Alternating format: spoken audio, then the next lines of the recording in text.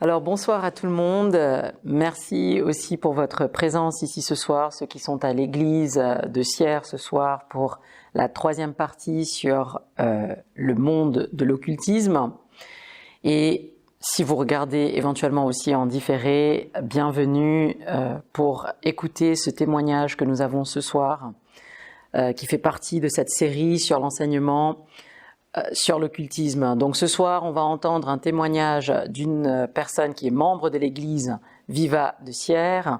Donc c'est le témoignage de Cindy Simoes qui va nous parler de son parcours parce qu'elle a eu un parcours qui implique la participation dans l'occultisme pendant un moment de sa vie. Et elle est arrivée à un moment où elle a retrouvé Jésus-Christ, enfin elle a rencontré Jésus-Christ et elle a donné sa vie à Jésus-Christ et aujourd'hui elle est là, elle sert l'Église, elle sert le Seigneur et elle va nous expliquer un peu ce soir comment elle est arrivée à rentrer un peu dans ce monde-là et comment elle s'en est sortie. Alors Cindy, bonsoir. Bonsoir. Et bienvenue et merci beaucoup pour le temps que tu dédies à faire ce témoignage ce soir. Merci pour ta bravoure aussi, pour ton courage et pour dire oui au Seigneur parce que c'est pas forcément facile de parler de cette partie-là de ton passé. Donc je te remercie d'avoir dit oui, de faire partie de cet enseignement que moi je fais sur la série Comprendre le monde de l'occultisme. Donc je vais juste dire 2 mots sur toi et après je vais te laisser nous expliquer un peu nous donner ton témoignage. Donc Cindy, tu as grandi en Suisse et tu es d'origine portugaise, donc tes parents sont portugais et tu partais au Portugal pour des vacances et donc tu as un peu eu une enfance un peu difficile, surtout par rapport au divorce de tes parents, mais tu es à un moment donné surtout rentré dans ce monde qui impliquait la sorcellerie, enfin tout ce qu'on a parlé de l'occultisme, donc ce qui est caché. Et pourtant aujourd'hui tu te retrouves ici dans une église à servir le Seigneur et notamment à travers l'école de dimanche.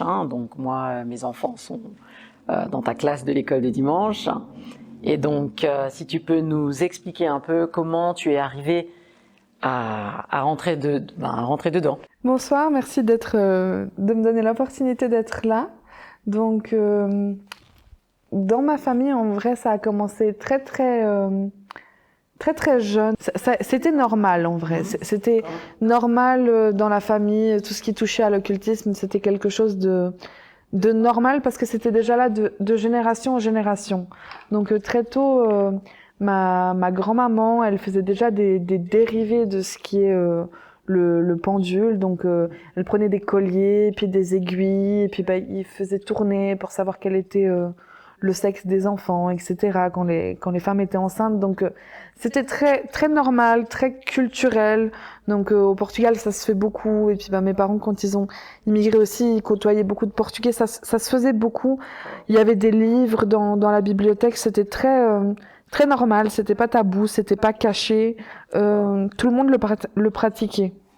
D'accord. Donc déjà, il y avait déjà la base, c'était déjà là dans ta famille. C'était déjà là et puis c'était même pas d'une manière mal intentionnée, car souvent ils le faisaient même pour faire du bien, mais ils avaient pas de notion de tout ce qui était derrière. C'était un peu un recours, c'était vraiment normal sans qu'on se rende compte de tout ce qu'il y avait derrière.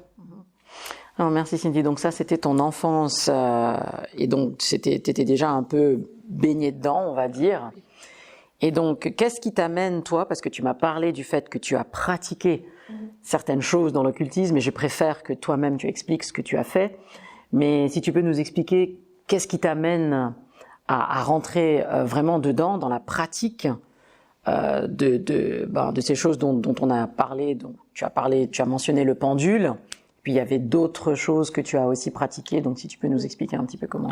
Oui, alors moi j'étais amenée dans ce monde-là car j'ai eu un drame en fait dans mon enfance, c'est que j'ai eu un de mes oncles qui avait quelques problèmes avec sa femme et puis qui avait tendance à boire un petit verre de trop et à être parfois un peu violent. Et il s'est passé un drame, c'est que ma tante, elle est partie très violemment parce que mon oncle a décidé de commettre l'irréparable. Il l'a tué comme ça, vraiment c'était très brusque et ça a été vraiment un drame dans toute ma famille, que ça soit pour mon père, pour ma mère, pour moi-même, c'était pour ses enfants bien sûr. Donc c'est quelque chose qui nous a beaucoup remué et je pense que c'est à partir de là que j'ai commencé à perdre certains repères, que j'ai commencé à... C'était très difficile pour moi en tant qu'enfant de vivre cela.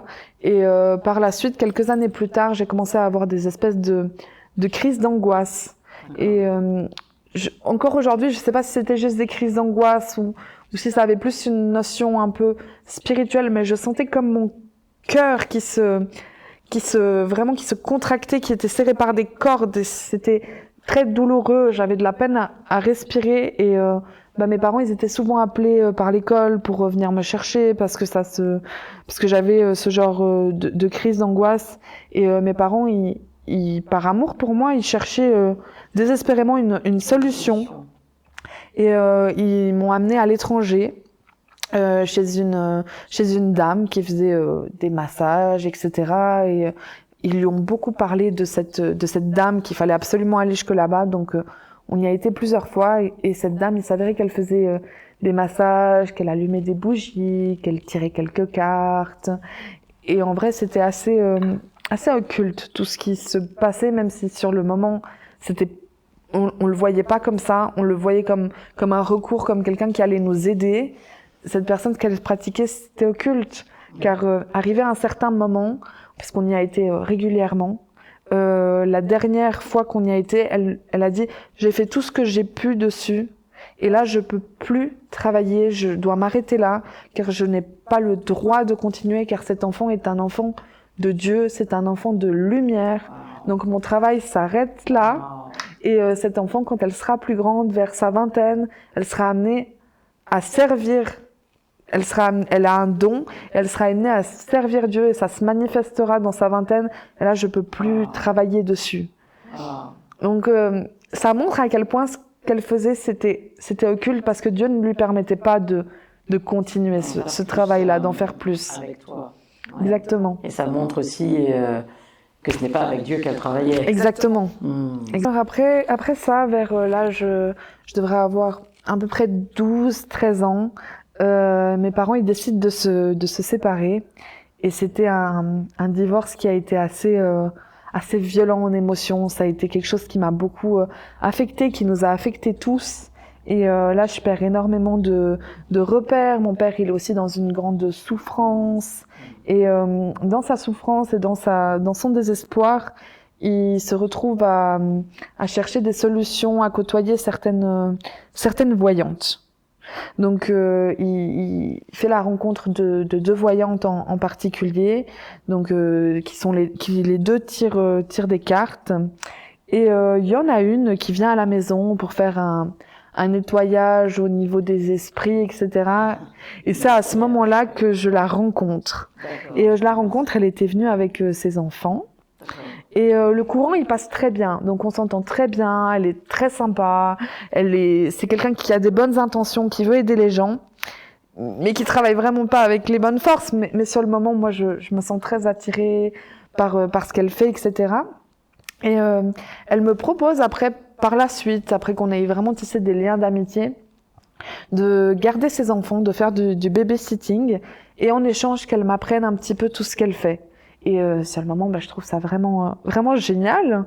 Donc j'accepte, et donc elle m'apprend à tirer les cartes, à faire le pendule. Puis après, je touche un petit peu à plein d'autres petits domaines comme la gémologie, comme les lignes de la main, comme l'astrologie, comme l'astronomie. Et je commence un petit peu vraiment à toucher à tous ces petits domaines. Mais surtout, ma spécialité, c'est vraiment les cartes et le pendule. Les cartes et le pendule. Alors, avant que tu nous expliques qu'est-ce que tu faisais exactement, j'aimerais que tu nous expliques aussi ces termes-là, la gémologie. Bon, l'astrologie, je suppose que c'est en regardant les astres. Et puis, on devine quoi, en fait, l'avenir des gens? Oui, c'est des espèces de... C'est tout un peu des espèces de voyance. C'est assez axé sur l'avenir. D'accord. Et la gémologie? La gémologie, c'est les pierres. Donc, Dieu a créé les pierres et c'est magnifique, mais il y a eu des dérives et il y a des personnes en fait qui magnétisent les pierres, qui font quelque chose dessus et après elles sont vendues dans des commerces qu'on trouve assez facilement et ça a été un petit peu ma porte d'entrée. Donc j'ai commencé juste à m'intéresser à quelques pierres, à qu'est-ce qu'elles faisaient parce qu'on les porte après sur soi, qu'est-ce qu'elles faisaient en termes de guérison, certaines soulager l'estomac, d'autres la tête, etc. Donc j'ai commencé à m'intéresser juste à ça. Et ça m'a vraiment ouvert les portes à tout ce monde, à m'intéresser à tout le reste. Et vraiment, quand j'ai appris les cartes et le pendule, ça a été aussi amené justement par la gémologie. Et après, quand on fait quelque chose comme ça, on est très vite amené à dévier dans toutes les autres choses. Et souvent, les personnes, elles pratiquent pas qu'une chose. Elles pratiquent souvent beaucoup de choses dans ces domaines-là. Oui. Donc moi, je travaille juste avec les cartes d'illustration. Et les cartes d'illustration, donc il y a plusieurs symboles dessus. Il y a une des cartes qui s'appelle le pendu. Il y a une autre carte qui s'appelle la mort. Et il y a d'autres cartes qui ont l'air beaucoup plus positives, comme le soleil. Et sur chaque carte, il y a plusieurs petits dessins, en plus grand ou en plus petit. Chaque dessin représente un symbole. Et en fonction de comment les cartes sont tirées, où elles sont placées, ça représente les différents aspects de la vie, comme la santé, le travail, l'amour. Et en fonction de ces petits symboles, on fait le lien et on laisse la pensée de ce que ça pourrait être venir.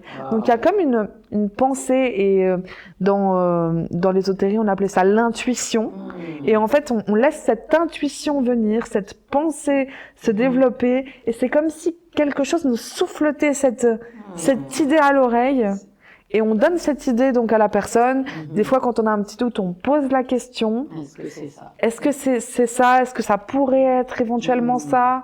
Et souvent même pratiquement toujours, c'était juste. Et c'est ça qui est presque affolant, c'est que c'était juste. Parce que c'est des espèces d'esprits qui sont là derrière, qui sont là de génération en génération, qui ont vu beaucoup de choses et qui soufflotent. Donc, souvent c'est juste. Et l'ennemi, il utilise cette petite partie de vérité pour nous faire croire que c'est bien, et souvent les personnes, ils tombent dans cette illusion.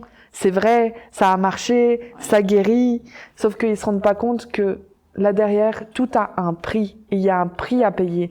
Pour faire du bien à quelqu'un, pour enlever une maladie, pour dire une info, il y a un prix à payer derrière et c'est là-dessus que c'est aussi extrêmement malsain. Non. D'ailleurs, avant chaque séance, on les invoquait d'une certaine façon. Il y avait un petit rituel de les laisser venir, de les appeler. Et c'est là, au fait, qu'est le grand piège, c'est que c'est souvent juste. Et les gens, ils tombent souvent dans ce piège-là. Et ils se rendent pas compte du prix à payer derrière. Parce que tellement de personnes que j'ai vues qui ont eu recours à ça, ils sont contents sur le moment, ils ont eu les réponses qu'ils cherchaient. Et après, il y a une dégringolade d'événements étranges dans leur vie. Ça devient mystique, ça devient, on comprend pas ce qui se passe. Oui, vraiment. Et ce qui se passe aussi souvent, c'est que du coup, les personnes sont obligées de retourner chez la voyante. Exactement. Pour retrouver une réponse. Exactement, même chez les guérisseurs aussi, parce qu'ils font souvent de la guérison, ils viennent pour un mal de tête, le mal de tête il passe, c'est super, et puis peu de temps après ils reviennent pour un mal de genou. Donc le mal il fait que de se déplacer, mais il est jamais vraiment guéri. C'est pas la guérison qu'on a avec Jésus-Christ, pas du tout. La guérison qu'on a avec le diable. Pas du tout, vraiment. Et comme tu dis, il y a un prix très cher à payer derrière. Oui. Alors Cindy, là, à partir de là, donc là, t'es encore en plein dans l'occultisme, en train de faire de la voyance, en train de faire des consultations, t'es encore en train d'apprendre et tout. Qu'est-ce qui se passe à partir de là? Tu bouges quand même de là? Oui. Alors à partir de là, j'ai eu quelques difficultés à trouver un travail, une place d'apprentissage. Et par la suite, en fait, cette voyante, elle me dit qu'elle me verrait vraiment bien avec les enfants, qu'elle trouve que j'ai quelque chose de particulier avec les enfants. Et moi, je sais qu'ici en Valais, c'était une période où c'était difficile de se faire une place d'apprentissage dans ce domaine-là. Mais je vais voir sur Internet, je trouve une annonce, donc j'y vais. Et on se dit, on verra. Donc j'y vais et direct le jour même, la responsable de la crèche, elle me dit que la place, elle est pour moi. Donc bien sûr, moi je suis super contente. Ça, c'est suivant Suivant son conseil. Enfin, son conseil là, hein, et aussi son prognostic quelque part. Elle dit, elle te voit bien là, donc. Oui, donc suivant son conseil, j'essaye et je me dis, mais c'est génial, ça marche. D'ailleurs, je suis prise directement, c'est super. Et donc je commence dans cette crèche et là, je sais pas encore dans quoi est-ce que je suis embarquée. Mais là, la dégringolade va commencer. C'est une crèche particulière. Et c'est vraiment une crèche particulière. Donc au début, moi je suis assez dans mon domaine, donc on propose aux enfants de sortir, de jouer beaucoup dehors. Donc je me dis mais c'est super, il y a des valeurs pédagogiques qui ressemblent vraiment aux miennes, donc je me dis mais c'est vraiment un super endroit. Ouais. C'est génial, les parents ils ont l'air sympas, ils ont tous des pierres autour du cou, donc je me dis mais c'est exactement. Des pierres autour du cou. C'est exact. Oui, les petites pierres comme on a pu parler avant. Donc je me dis mais c'est exactement l'endroit où je dois être, c'est super. Et donc dans cette crèche, en réalité maintenant je me rends compte de tout ce qu'on a fait, parce que sur le moment il y a vraiment cet aveuglement spirituel, je me rendais compte de rien, tout paraissait normal, mais il y avait des rituels, il y avait des espèces de rituels cachés tout au long de la journée. Donc au début les enfants ils arrivent, on chante avec eux, donc il n'y a rien qui sort rien de percutant. Mais en vrai, très vite, je me rends compte qu'on commence à remercier le soleil et l'univers infini. Ah, d'accord. À chaque repas, qu'il faut faire la ronde, qu'il faut donner les mains, qu'on peut pas briser le cercle quand on donne les mains. Et ça, je commence à me poser vraiment énormément de questions. Et un des moments où j'ai le plus percuté, c'était vers le moment de Noël, juste avant Noël. Il y avait une cérémonie très particulière. Et ce qui m'interpelle beaucoup, c'est que les parents, ils sont pas au courant. Il n'y a pas tous les parents qui sont au courant, il y en a qui sont au courant, mais très peu. Et je trouve ça déjà un peu bizarre. Et on commence à mettre des rideaux sur les murs, des rideaux un petit peu opaques. Et je demande pourquoi, et on me dit mais c'est pour qu'on voie mieux la lumière des flammes, parce qu'on va allumer des bougies. Donc on commence à faire un petit peu cette ambiance un peu sombre, un peu lugubre. Les rideaux sont sur les murs. Les rideaux sont sur les murs, sur les fenêtres. Et sur le moment, les rideaux, ils sont tout roses. Il y a des petits dessins dessus, donc ça va, ça n'a pas l'air bizarre. Mais dès qu'on recoupe toutes les fenêtres, il commence à y avoir très peu de lumière, quoi. Et donc ils font une spirale faite à base de conifères, de sapins, de ce qu'on peut trouver à cette époque-là au sol. Ils font la spirale, ils mettent des places et des bougies tout au long de cette spirale, et ils donnent aux enfants une pomme creusée avec une bougie à l'intérieur. Ils allument la bougie et l'enfant il doit avancer progressivement l'un après l'autre jusqu'à l'intérieur, qui représente le moi intérieur, pour aller chercher les forces cosmiques et pour ressortir et ramener ça dans le monde. Les forces cosmiques. Oui, c'est un petit peu la base un petit peu de cette crèche. Complètement. Mais le plus incroyable, c'est que sur le moment, personne ne se rend compte de rien. Tout a l'air tellement normal. Normal et tellement innocent. Vraiment. Donc là, il y a les classes de l'alpha et de l'oméga, ce qui est représenté pour eux de cette façon. Donc les premières classes de l'école qui est là, et la toute dernière qui participe à cette ronde, et les autres ils sont autour et ils doivent chanter tel et tel chant. Donc tout est hyper bien organisé, et c'est toujours le premier lundi juste avant l'Avent. Donc c'est toujours dans toutes les crèches de la même confession à 10h. Toujours à 10h. Donc, il y a une certaine... Il y a une symbolique. Il y a beaucoup de symbolique. Il y a toujours des symboliques dans absolument tout ce qu'on fait. Donc, les activités, elles ont l'air anodines, mais il y a des symboliques dans tout. Il y a juste même une fête qui s'appelle la Chandeleur, où ils font... Pour moi, le but de la Chandeleur, c'est de manger des crêpes, mais C'est pas tout à fait ça. D'accord. Donc là-bas, c'est complètement différent. Donc on fait des crêpes, c'est super, les enfants sont contents, ils aiment beaucoup ça. Mais je trouve ça particulier parce que des enfants de 1 an, on leur fait sauter la crêpe dans la poêle. Et en fait, on fait juste sauter. Oui, on fait sauter la crêpe. Fait sauter la crêpe, c'est tout. Oui. Mais derrière juste ce petit geste, il y a la symbolique de faire sauter les disques cosmiques jusqu'au soleil. Ah. Donc, dans tout ce qui est fait, il y a une symbolique. Dans tout ce qui est fait, là, dans ce que tu expliques, moi, ce que j'entends, c'est qu'il y a à chaque fois une connexion avec un esprit X.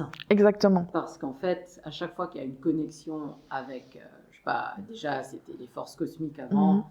C'est d'où quelle force, ça vient d'où cette force.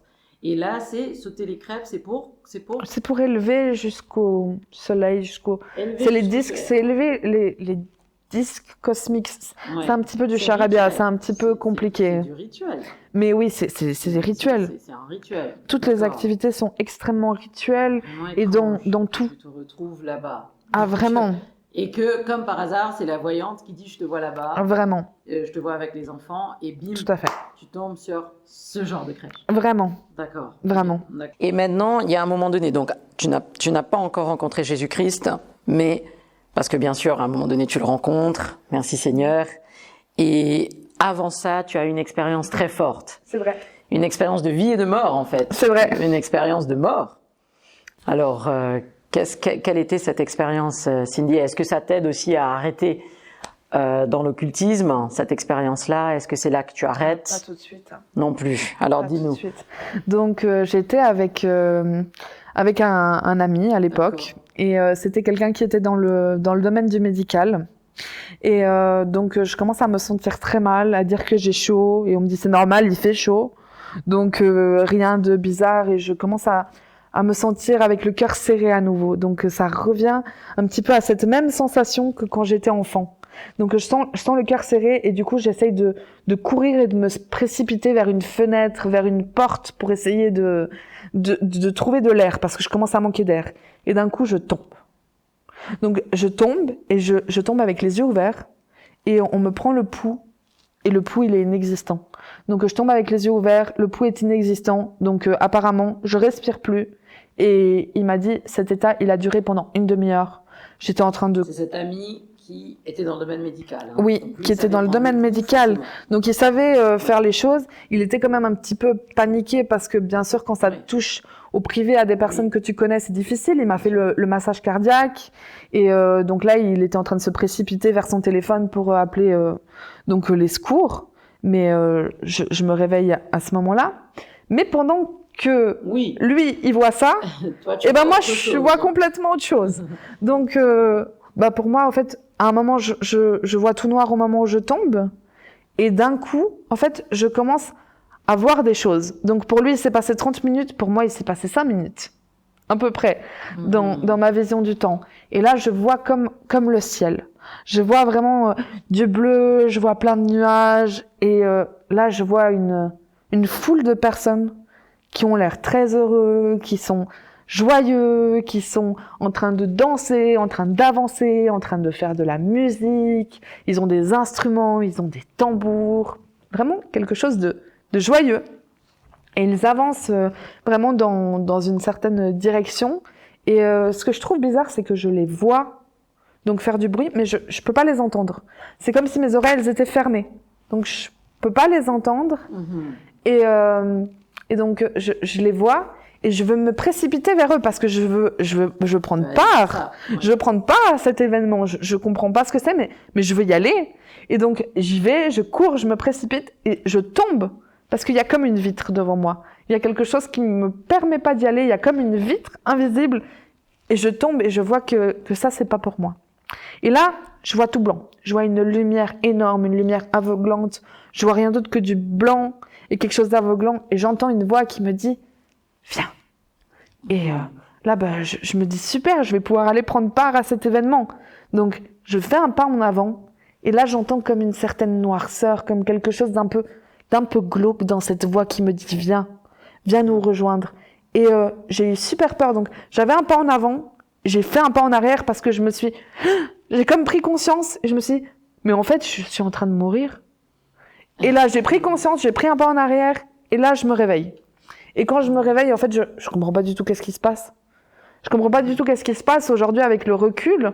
Je comprends bien que vu la vie que je menais, si je serais morte à ce moment-là, c'était pas vers la lumière que tu c'était pas vers la lumière que j'allais. Et c'est ce qu'on me montrait. C'était juste une illusion. Enfin, une illusion. C'était pas une illusion de ce que j'aurais pu avoir, oui. mais que je n'avais pas. Parce que l'accès, il m'était fermé. J'avais pas le droit. Te montrer aussi. Donc, j'avais le droit. Ça aurait été ça. Mais c'était pas là où j'y allais.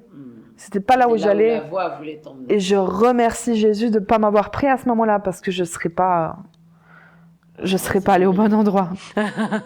Ouais. Donc tant mieux, il t'a donné plus de temps. Tout à fait. Ouais. Et le temps pour venir changer les choses, pour venir changer ma vie, pour venir témoigner aussi. Amen. Pour venir encourager aussi les autres. Donc, mon travail ici n'était pas fini. Amen, amen. Donc, sacrée expérience que tu as eue quand même, une expérience une expérience après la mort, en fait. Oui. Donc, j'ai cet enfant-là, et direct après, je tombe enceinte de mon 3e enfant. Et quand je tombe enceinte de mon 3e enfant, je me dis, mais là, c'est pas possible, je vais avoir 3 garçons, et j'ai toujours pas trouvé comment est-ce que je dois les éduquer dans la foi, qu'est-ce que je dois faire pour eux, pour qu'ils suivent le bon chemin. Et je cherche, et je fais une prière à Dieu au début de cette grossesse et je lui dis, il faut vraiment que je trouve la vérité, que je trouve le chemin, que je trouve vraiment où est-ce que je dois aller, qu'est-ce que je dois faire. Et j'espère que avant que j'accouche, que j'aille trouver la voie que je dois enseigner à mes enfants. Et Dieu, il m'a écouté et il m'a pris au pied de la lettre. Et 2 semaines avant que j'accouche, d'après toutes les vidéos que ma belle-mère, elle m'envoie, je commence à regarder certaines vidéos et YouTube me redirige vers d'autres vidéos du même genre. Et je tombe sur une vidéo où il y a un appel au salut. Et ça me touche profondément, mais vraiment tellement profondément. Donc je fais cette prière, je me mets à genoux au milieu de mon salon, je me trouve presque ridicule de me mettre... Mais je me dis, c'est pas grave, parce que de toute façon, je suis déjà en larmes au milieu de mon salon. Je suis toute seule avec mes enfants qui me regardent un petit peu, ils comprennent pas trop ce que je fais. C'était un mercredi après-midi. Et donc je fais cette prière, et là, je sens tout de suite qu'il y a quelque chose qui a changé à l'intérieur. Il y a quelque chose qui a changé, j'appelle ma belle-mère, je lui dis, mais j'ai fait une expérience incroyable. Et elle est super heureuse pour nous. Et donc, je fais cette expérience et j'ai dit à Dieu que, parce que ma belle-mère, elle est évangélique, donc je voulais pas que ça vienne d'elle, vraiment, mais que ça vienne de moi. Ouais. Donc, j'ai résisté pendant longtemps avant de regarder ces vidéos parce que je voulais pas que ça vienne d'elle. Ouais. Mais finalement, c'est ce qui t'a amené à donner ta vie au Seigneur. Et je fais une prière à Dieu en lui disant, alors si ma belle-mère elle est évangélique et que c'est là-dedans que je peux trouver une relation avec toi et pas une religion, et je veux bien m'engager dans une église évangélique, mais moi j'ai un petit quelque chose qu'il faut que tu fasses pour moi. Parce que il y avait mon accouchement qui était toujours pas arrivé. Donc ça allait se passer dans 2 semaines. Et comme j'ai eu des accouchements qui ont été très difficiles pour les 2 derniers, j'avais très, très, très, très peur. Donc je lui ai dit, alors il faut que l'accouchement, il se passe bien. Et je le verrai comme un signe, comme quelque chose, que c'est le bon chemin, que c'est le bon endroit, et j'irai dans une église évangélique la plus proche de chez nous. Et donc vient le moment où il faut accoucher. Donc je suis déjà à l'hôpital parce que j'ai perdu les os longtemps avant. Donc j'ai perdu les os 2 jours avant, mais j'ai toujours pas de douleur, pas de contraction. Donc ça se passe super bien. Donc le travail se fait, mais sans douleur, sans rien. Et au bout d'un moment, j'entends juste. Et là, je comprends qu'il y a une première contraction qui arrive, qui me fait toujours pas mal. J'appuie sur la sonnette et les infirmières, elles commencent à s'agiter autour de moi. Et moi, je comprends pas parce que j'ai toujours pas mal. Et entre le moment où j'ai eu ce boom, que j'appuie sur la sonnette, et le moment où elles se mettent à se précipiter dans les couloirs, j'accouche au milieu du couloir, je comprends pas ce qui se passe. Et il s'est passé 7 minutes. Entre la première contraction et le moment où mon petit est dans mes bras, il s'est passé 7 minutes. Donc c'était extrêmement rapide. Extrêmement rapide, et extrêmement... j'ai eu un moment où j'ai eu mal. Donc au moment où il est sorti, mais ça a duré tellement peu de temps que je me rendais même pas compte qu'il était vraiment sur moi, tellement c'était rapide. Alors le Seigneur a vraiment écouté cette prière. Le Seigneur a écouté cette prière. Et à ce moment-là, je laisse le petit à la maternité parce qu'il peut pas venir dehors avec moi. Et je vais dehors pour m'adresser à Dieu, pour lui parler et pour lui dire c'est bon, j'ai compris, je vais m'engager dans une église. Il t'a donné le signe que je sais où je dois aller. Fallait. Amen. Et là du coup, voilà, depuis ça, tu as donné ta vie à Dieu. Oui. Et depuis ça, tu t'es aussi engagé, tu t'es baptisé. Oui. Par la suite, aussi à l'église de Sierre. Oui. C'était en quelle année?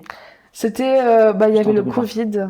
Mais c'était en 2020. Donc c'était en 2020, je crois. Ouais, d'accord. Et alors voilà, depuis 2019 jusqu'aujourd'hui, et aujourd'hui tu témoignes de tout ça. Oui. Alors le Seigneur est merveilleux, vraiment. Oui. Cindy, c'est un sacré témoignage. C'est fort que tout ça s'est passé. Et moi, je note 7 ans entre le moment de cette expérience de mort et le moment où tu donnes ta vie à Dieu, et 7 minutes entre le moment de la première contraction et que l'enfant soit dans tes bras. Donc, clairement, le Seigneur voulait te parler. À travers, à travers vraiment. ces expériences-là. Et on en ressort en se disant que rien n'est impossible à Dieu. Bien sûr. Alors, Cindy, juste, si tu peux juste nous dire un petit peu maintenant comment tu trouves ta vie. Enfin, c'est une question qui a l'air d'avoir une réponse très claire, parce qu'avant, il semble que tu travaillais avec des esprits occultes. Mais ta vie maintenant avec le Seigneur, par rapport à ta vie d'avant, juste pour nous résumer en quelques mots. Ça a beaucoup changé. C'est vrai que quand j'ai arrêté de fumer, par exemple, j'ai vraiment eu une révélation par rapport à ça. Et je me suis rendu compte que avant, quand je travaillais avec les forces occultes, j'étais vraiment dans un cercle vicieux où j'étais toujours dans la culpabilité, et dans la culpabilité, j'allais dans une mauvaise action, dans quelque chose de mauvais. Donc j'étais vraiment malheureuse là-dedans, et j'étais vraiment prisonnière et enchaînée dans ce cercle vicieux. Et en fait, je me suis rendu compte qu'avec Dieu, vraiment, c'est complètement l'inverse. C'est vraiment un cercle vertueux. Amen. C'est vraiment, on va de gloire en gloire. Amen. On avance, on est toujours d'avancement en avancement, et on n'est plus du tout enchaîné, mais libéré. Amen, amen. Et tu vois moins des démons qui sortent de ta je vois plus de démons qui sortent de n'importe où. Et j'ai vraiment récupéré la joie, parce que pendant toute cette période, en fait, j'étais vraiment pas. C'était vraiment difficile d'être joyeuse, et je me demandais même si en fait la vie servait à ça. Si la vie servait juste à souffrir et à être là pour marquer présence, alors que maintenant j'ai vraiment goûté à cette joie. Parce que même quand je m'étais mariée avec mon mari, c'était super, donc c'était un moment de bonheur, mais je vivais que des moments de bonheur. Alors que là, je peux vivre des moments de tristesse, mais ce sont juste des moments de tristesse, mais à l'intérieur, je suis heureuse. Alors qu'avant, à l'intérieur, j'étais malheureuse, et Dieu m'a vraiment rendu cette joie. Amen. Gloire à Dieu, Cindy. Merci. Merci beaucoup pour ton témoignage. Franchement, je pense que c'est un témoignage vraiment hyper fort. Alors voilà, nous sommes arrivés à la fin de notre entretien, de ce témoignage de Cindy Simoes. Donc pour finir, j'aimerais juste dire que vraiment personne n'est parti trop loin, personne n'est trop perdu pour que le Seigneur le retrouve. Rien n'est impossible à Dieu, comme Cindy vient de le dire. Vous n'êtes pas trop loin, vous n'êtes pas trop perdu. Le Seigneur peut toujours vous récupérer. Et le chemin, la vérité et la vie, c'est Jésus-Christ. C'est le seul et unique vrai Dieu. Voilà.